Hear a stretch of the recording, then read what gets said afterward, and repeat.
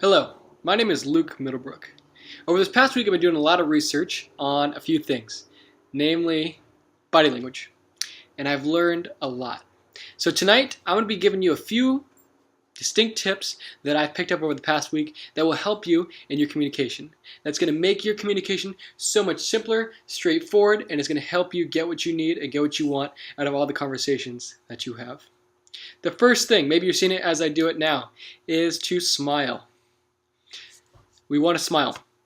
The science behind this is as our brain has evolved, and if you look at the back part right here, this part of your head, that's where your spinal column kind of connects and your brainstem begins. That is one of the most ancient parts of your brain. It's called the reptilian brain. That's where we have fight or flight, other stimulations like that. This part of the brain developed first, and science has told us that as our brains developed, we started to recognize certain things. We recognize friend, foe, sexual partner, or indifferent.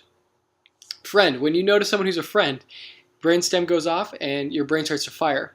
As the person starts to communicate with you, your brain starts to cherry pick. Cherry pick means it picks the things that it wants to hear. It's kind of like selective hearing. You like what you hear and you only hear what you like. So that's kind of cherry picking based on our brain. Because as soon as you recognize a friend, it starts looking for all the information that supports the idea that this person is a friend. Next you have foe, or an enemy. The reptilian brain in the first few seconds says this being is either a predator or it's going to bring me some sort of harm. And that's how a lot of conversations will start based on body language, as we identify each other as foes and our brain starts to cherry pick the bad information or to support the evidence, to find evidence supporting that this person or this thing is a foe. Next, we have sexual partners. That's pretty straightforward. So the body language, our brain starts to go, this person's pretty attractive, maybe I want to take him out. And then the last one we have is indifferent. Based on the fact that there's over 7 billion people on this planet currently, most of the people that we will meet in our lives are going to give us the impression of indifferent. You've probably met many thousand faces this year alone. Most of them are indifferent. You're not going to remember who these people are. Your brain recognizes that they're there and then forgets them. You want to be a face that people remember. You want to be a face that is recognized with friend. Because once that happens, your audience is going to start cherry picking the information they want to hear. They're going to start thinking, yeah, this person's great. I really want to listen to him. So we want to be very selective in what we choose and what we present. As I do this, my phone's going off, so I apologize for that. The next thing, so that's just smiling. Then I explained the 4 different levels of what we get presented as. Let me explain why we want to smile. When we smile, what happens is when we look at every culture across the continents, we see that smiling is a generic sense of happiness. We know that smiling, usually friends smile at us, and things you don't mean as harm are usually the ones who smile. So if we can smile at people, what it does is it goes to the reptilian brain, and the reptilian brain says, this person's smiling at me. Maybe they're friendly. They must mean something good. So I want to smile back at them. But what happens is there's a couple different ways to smile. Smiling is important, but you have to smile with an authentic smile. If you smile with a fake smile, the brain picks it up and it identifies you as a foe, because a fake smile is seen as predatory. So then you can have bad body language be representative of a mixed communication, thus resulting in a bad outcome. So here's the difference between a good smile and a bad smile. The good smile, your cheekbones, these muscles right here, they pull back. And as they pull back, your lips will become tighter and your smile becomes wider. So a fake smile kind of stops here. The muscle tension stops here. With a real smile, you pull it back and it gets real wide. Your lips go back real far. The other thing, if you notice as I was smiling, I tried to squint my eyes. These muscles also contort the skin right here and it makes little wrinkles. So if you're not really interested in something but you want to have a smile to encourage this friendly disposition and get the other audience member to listen to you, kind of squint your eyes. So do a fake smile, pull them up and then squint your eyes like this. It looks like a real smile. Now, maybe it not be real and you might look kind of silly, but the brain will start to recognize you as a friend. And that's the first thing you want to do, smiling, and it's super easy.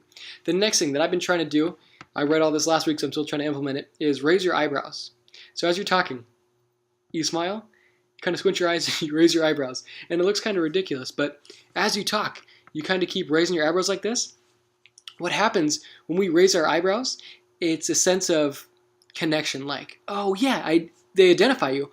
People usually raise our eyebrows whenever we connect with someone. When we see someone that we don't really notice has been there for a while, we'll raise our eyebrows because it's like an excitement. And then we sit there and we stare at them like this. And what that is telling our brain is that someone recognizes us. Someone notifies us. And when that happens with a smile, our audience starts to think that they're connected, that they're already a friend with us. And they've already shared all these great experiences. And it takes us from predator or indifferent to a friend. So they'll start to listen to us even more. And that's the second thing, is your eyebrows. The next thing is the palms of your hands. These could possibly be the most important thing in terms of how you express yourself. It's been said that as we talk, audiences will remember over 50% of what we say if we use body language. If we can use our hands to elicit the way we talk, we can increase their comprehension from 50% increase just by using our hands as an expression. Now there's detracting ways to use expression with our hands, and there is attractive ways to use it. The main thing you want to do, a tip for you, is always use the palms of your hand. That's the only thing that people should see. This is one of the last things that has evolved with our reptilian brain. We know that when we see the palm of the hand, that means that there's nothing in it. And when there's nothing in it, that means that there's no possible threat. When we show the open hand like this, what happens is we expose ourselves and the internal organs that are here. As we evolved from creatures that walked on 4 legs and evolved into upright beings, our internal organs became exposed and were protected by the ground. So as we sit upright, the more we stand like this, and it closes in because I'm on this webcam, the more we stand with our palms out and our arms open, we expose this section, which is all our vital organs. And I've said that a lot, but I really want to hit that home. So as we stand and we talk to an audience, we want to keep our palms open. We want to keep our hands open like this. And the reason why is because then our audience starts to see from a very primitive sense and a very primal sense, wow, this person, I'm going to adjust this down a little bit for the lighting. This person is exposing themselves, and only friends expose themselves. Predators don't expose themselves. Another thing is we can identify that there's no weapons in the hand. There's no tools, there's nothing there. All they mean is good peace. So it's another way for your audience to represent that you're a friend. And they're going to start seeing you like, wow, this person is a friend. So as you may have noticed, I've been trying to raise my eyebrows as I talk to you because I'm really trying to hit this point home so we can start practicing this. The next thing, as we talk with our palms out like this, there's another study that showed a speaker. The speaker talked with his palms out like this and he gestured. He said, yes, how can I help you? Or yes, we're going to go to that way. Yes, that's such a great idea. I'm kind of reaching out to the camera. So what are your thoughts on this? Oh, that's great. What are your thoughts on this? And he talked with an open palm as he talked to this audience. And what he noticed, and the data showed, was that the audience was so much more receptive to him.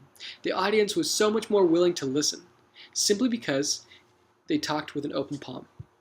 They took a very similar group, same demographics, same type of people, and this time when he talked in his presentation for the sales pitch, he talked with his hand down. Yeah, is there a question I can answer? Okay, great.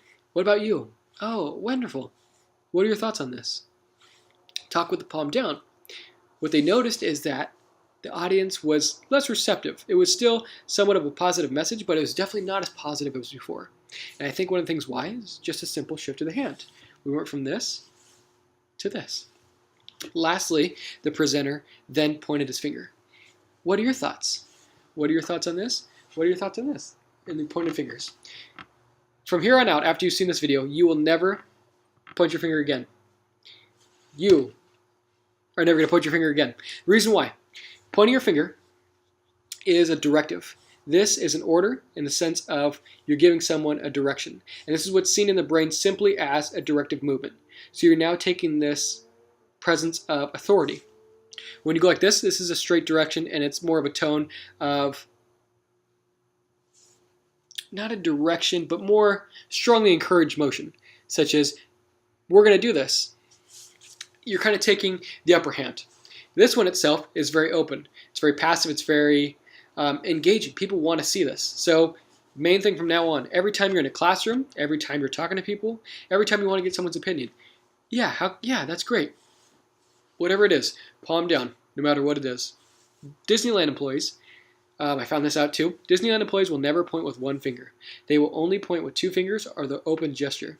So now you can test that every time you go to Disneyland. Ask someone like, hey, where's Space Mountain? And they will only point with two fingers or open gesture. So the last thing on how this relates is mostly what we've heard about body language from here before has been a complete myth. It is not supported by science, and there's a lot of myths out there. So what we got to do is you got to find research by body language experts. These people write books, and they use data to collect all these things. This was from a research study. I found that he talked about all the myths that exist are exuded through the media, or we're told that these things are real. For example, this is a very common one, that when we fold our hands like this, that we're angry or we're drawn back. But it's not true. Maybe it's just cold outside. Maybe this is just like a resting position for the person. But when we see this, this is not a negative behavior. This is just simply a behavior that the person exists. This could be a very happy behavior. Like right now, I'm pretty content right now, but yet my arms are crossed. So while it's not a very great message to send, it doesn't exactly mean it when our audience is doing that.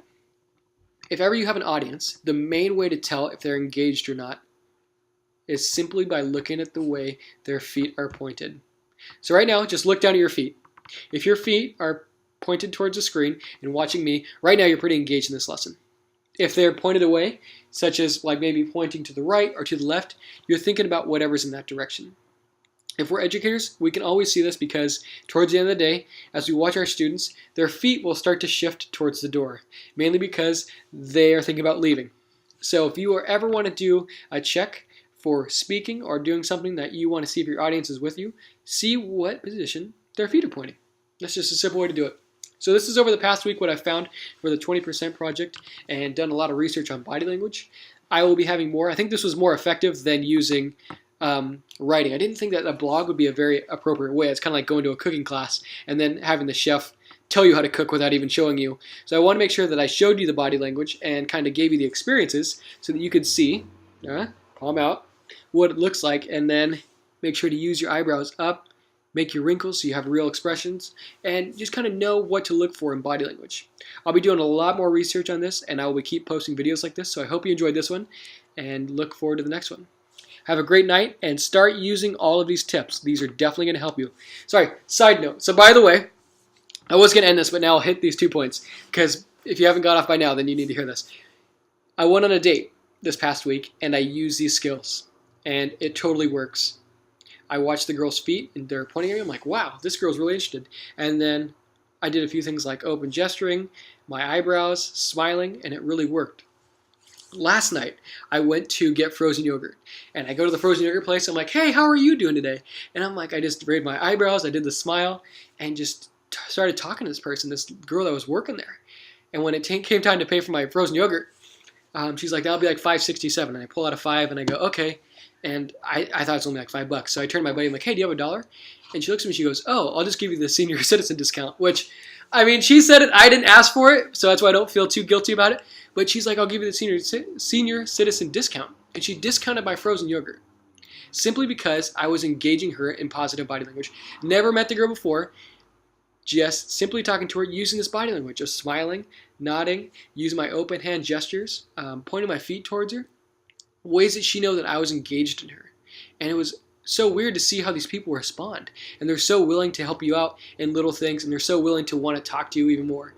So whatever you choose to use these body language tips for, maybe it's for your classroom, maybe it's for getting a discount on your frozen yogurt, whatever you choose to do it with the best intent. Do it with the reason that you are going to make the world a better place and, change the world. So now that you know these few tips, try them. Like I said, I'm going to be posting more throughout my research, but these are the first couple things that will make the biggest impact.